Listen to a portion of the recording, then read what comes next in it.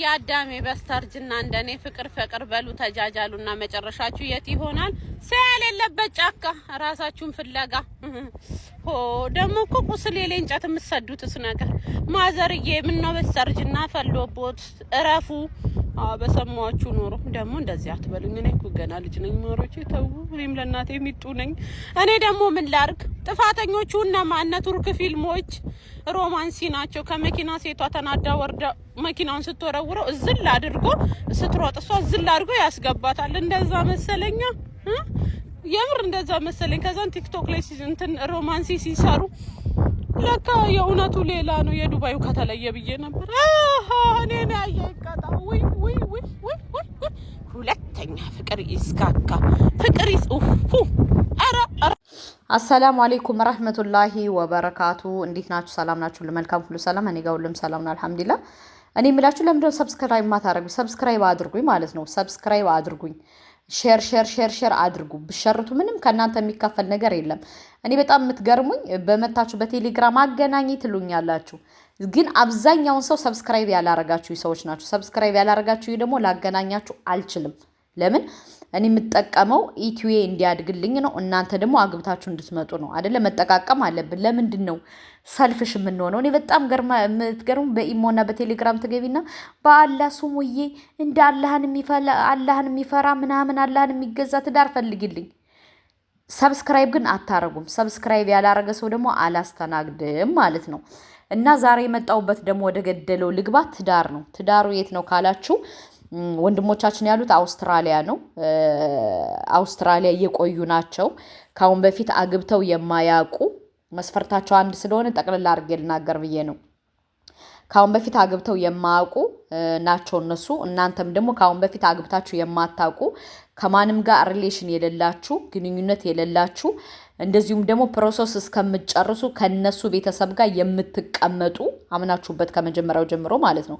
በኋላ ከከሌ እንደዚህ ልነው ቤት ተከራይልኝ ምናምን የማትሉ ሴቶች፣ በሁለተኛ ደረጃ ደግሞ ፈጣሪን የምትፈሩ ለምን እኔ እንደዚህ ነኝ፣ እኔ ከዚህ ቦታ ልሄድ፣ እኔ ከዚህ ቦታ ልሄድ፣ እኔ ከዚህ ቦታ ልሄድ የምትለይ ሴት አልፈልግም ብለዋል። ሁለተኛ ደግሞ ቤት ተከራይተህ አውጥተህ ቆይተህ ከዛ በኋላ ፕሮሰስን ጨርሰው ውሰደ የምትል ሴት አንፈልግም ብለዋል። እነሱ እንደዛ ያሉበት የራሳቸው ምክንያት ይኖራቸዋል ማለት ነው።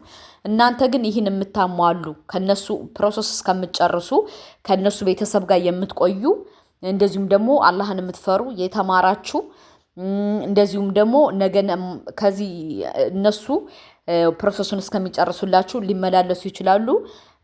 ኪኒን የማትጠቀሙ ለምን? ኪኒን የሚጠቀም ሰው አብዛኛውን ኪኒን የሚጠቀሙ አንፈልግም ነው ያሉት። ለምን ካላችሁ መውለድ ነው የምንፈልግ እነሱ ብለዋል። ይህን የምታሟሉ ካላችሁ አናግሩኝ ማለት ነው።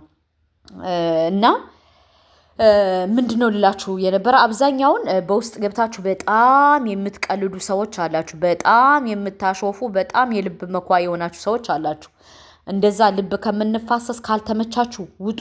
እውነት ለመናገር ግን ትክክለኛ ሪል የምትፈልጉ ካላችሁ አናግሩኝ። ኢንሻአላህ ኢቲዩን አይታችሁ ገብታችሁ መታችሁ ጠይቁኝ። ኢንሻአላህ እኔም አስተናግዳችኋለሁ ማለት ነው። ለምን አብዛኛውን ብዙ ጊዜ በቲክታክ ስለቅ ነው ቫይራል የሚወጣ። በኢቲዩ ገብታችሁ አታዩም።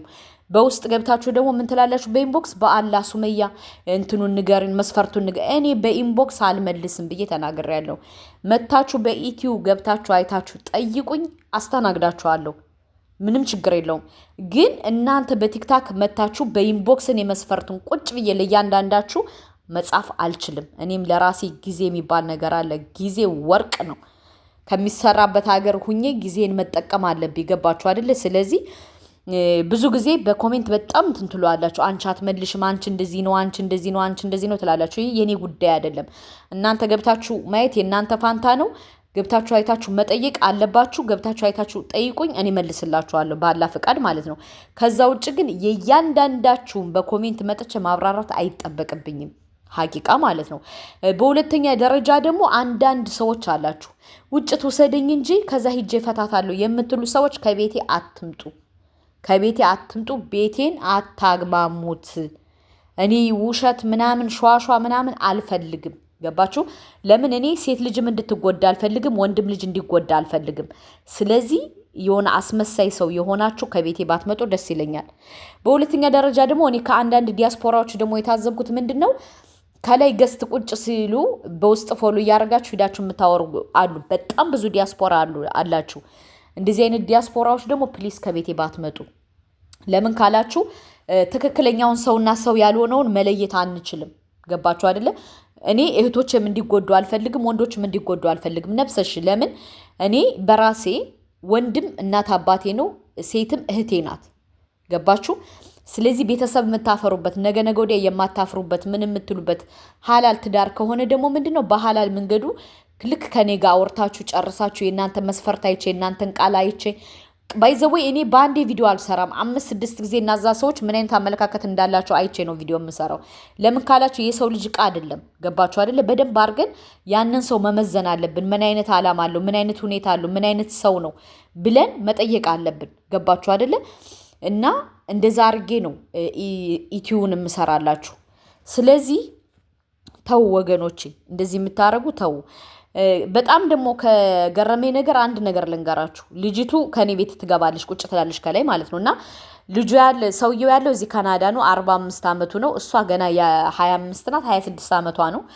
እና በውስጥ ገብቶ ያወራሉ በኢሞ ኦልሬዲ ምናምን። ግን በውስጥ ሱመያ ጋር ሄደን እንጨርስ ስትለው እምቢ አላት። እናንተ እንደዚህ የምትሉ ከሆነ ኃላፊነት ነገ ወዲያ የሆነ ነገር ቢከሰትባችሁ እኔ አሁን ልጅቱን ነግሬያታለሁ። ኃላፊነት እኔ የራስሽ ጉዳይ ብያታለሁ። ስለዚህ በውስጥ ገብታችሁ ጨርሳችሁ ወደ እኔ የምትመጡ ሰዎች ይህ የኔ ጉዳይ አይደለም። እኔ ካገናኘዋችሁ ግን ያንን ሰው ገምቼ አይቼ አስተውዬ ምን ብዬ ስለምሰጣችሁ፣ ሁለተኛ ደግሞ ከሰው ጋር እንደዚህ ተሰብስበን ስለምናወራ ላይ መሸወድ አይችልም። ገባችሁ? እናንተስ በውስጥ የምትገናኙ ከሆነስ በጣም ሃርድ ነው። እና አንዳንድ እህቶቼ ልክ እኔ ገስት ስገባ ገብታችሁ ቁጭ ብላችሁ ፎሎ አድርገው በውስጥ እንዲያወሯችሁ የምትፈልጉ ሰዎች አላችሁ። እንደዚህ አይነት አመለካከትና አስተሳሰብ ያላችሁ ደግሞ ከቤቴ ባትመጡ። ለምን ካላችሁ አብዛኛውን እኔ ፎሎወሮቼ ዩሮፕ ነው ያሉት፣ አብዛኛውን የኔ ፎሎወሮቼ። ስለዚህ ባትመጡ። ሪል ትዳር የምትፈልጉ እህቶች ወይም ወንድሞች ኑ እናገናኛችኋለን። የሴቶችን ጨረስኩ መሰለኝ። ሁለተኛ ደግሞ ወንድ ነው የሚፈለገው። ወንዶቹ ደግሞ ከየት ነው? የትም ቦታ ይሁኑ ብለዋል። ሴቶቹ የት ነው ያሉት? እዚህ ካናዳም ያሉ አሉ፣ አሜሪካም ያሉ አሉ። አሜሪካ ያለችው 3 ልጆች አላት፣ የእስልምና ተከታይ ናት። የምትፈልገው ደግሞ ቢያንስ ከ30 እስከ 40 ዓመት ያለው ሰው ካሁን በፊት ያገባ ኢትዮጵያ ላይ ልጅ ያለው። እሷ ሁለተኛ ሚስት ነው መሆን የምትፈልገው። ለምን እንደመረጠሽ እሱ የራሷ ምርጫ ነው፣ እኔ አላቅም። እዚህ አሜሪካ ካናዳ ያለችው ደግሞ ካሁን በፊት አግብቶ የማያቅ፣ ምክንያቱም እሷ ካሁን በፊት አላገባችም ማለት ነው። እሷ ስንት ነው እድሜዋ? 32 ነው። እሷ ደግሞ የምትፈልገው ደግሞ ወንድ ደግሞ 40 ዓመት በላይ ነው የምትፈልገው፣ ከ40 ዓመት በላይ። ለምን ካላችሁ እሱ የራሷ ምርጫ አላት። ገባችሁ አይደለ? እና ይህን የምታሟሉ የምትሰሙ በደንብ አድርጋችሁ ቪዲዮን አዳምጣችሁ ምን ብላችሁ መታችሁ ጠይቁን፣ እናስተናግዳችኋለን። አብዛኛው ግን ከቻላችሁ በኢሞ ባትደውሉልኝ፣ እንደዚሁም ደግሞ በቴሌግራም በውስጥ ባትመጡ ደስ ይለኛል። እኔ በውስጥ የሚመጣ ሰው አላስተናግድም። ብዙ ጊዜ ተናግሬያለሁ። በውስጥ የሚመጣ ሰው አላስተናግድም። ለምን ካላችሁ እኔ አይደለም የማገባችሁ፣ እነዛ ሰዎች ነው መርጠው አይተው ከሌን እፈልጋለሁ ሲሉ እኔ ስልክ ብቻ ነው ማቀያየር የሚጠበቅብኝ ኮይስ። በሶስተኛ ደረጃ ደግሞ ኢትዮጵያ ያላችሁ ከዛው ለዛው መጋባት የምትፈልጉ እህቶች ካላችሁ፣ ወንድሞችም ካላችሁ፣ ወንድሞችም አሉ እህቶችም አሉ። ማለት የኢትዮጵያዎቹ ቢያንስ ወንዶቹ ከ27 በላይ ናቸው፣ ሴቶቹ ደግሞ ከ21 ናቸው። የምትፈልጉ ካላችሁ እንደዚሁም ደግሞ አናግሩ። ለምን ካላችሁ የነዚህ አሁን ከኔ ደፍተር ላይ የጻፍኳቸውና ከዛ ላይ ያሉ ምርጫቸው በጣም ልዩነት አለው። አመለካከታቸው፣ አስተሳሰባቸው ምናቸው የተለያየ ስለሆነ ነው። የምትፈልጉ ካላችሁ ኢንሻአላህ አናግሩኝ፣ እኔ እሰጣችኋለሁ ባላ ፈቃድ ማለት ነው። ግን እንቅጭን ተብሎ ወደ ሀላል ትገባላችሁ። ሀላል መንገድ ነው እኔ ማበረታታት የምፈልገው። ከቻላችሁ ሰብስክራይብ፣ ላይክ፣ ሼር አድርጉ። እወዳችኋለሁ። ግን ግቡ ኢቲዩ ላይ ገብታችሁ አይታችሁ ተረድታችሁ መታችሁ ጠይቁ። በኢንቦክስ ግን አሁንም እየጻፋችሁ ይኸው እየወረደልኝ ነው። በኢንቦክስ እኔ ማንንም አላስተናግድም፣ መስፈርትን በውስጥ አልናገርም። እንዲያው ለአላህ ብላችሁ ተረዱኝ። ብዙ ጊዜ እኔ የራሴን ታይም ነው የምሰጣችሁ።